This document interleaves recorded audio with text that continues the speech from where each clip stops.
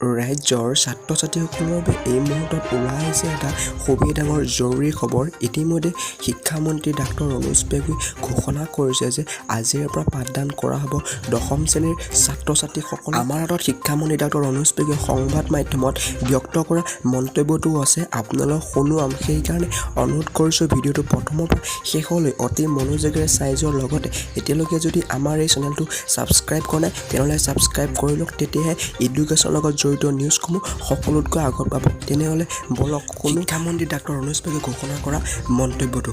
প্ৰতিটো শ্ৰেণীত 30 গৰাকীকৈ ছাত্ৰ-ছাত্ৰীক মানে পাঠদান কৰিব।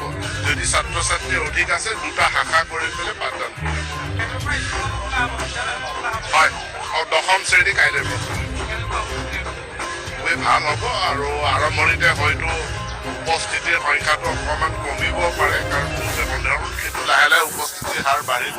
আৰু আমাৰ ফালৰ পৰা নিৰ্দেশনা দিয়া হৈছে যে প্ৰতিটো শ্ৰেণীত 30 গৰাকীকৈ ছাত্ৰ-ছাত্ৰীক মানে পাঠদান কৰিব।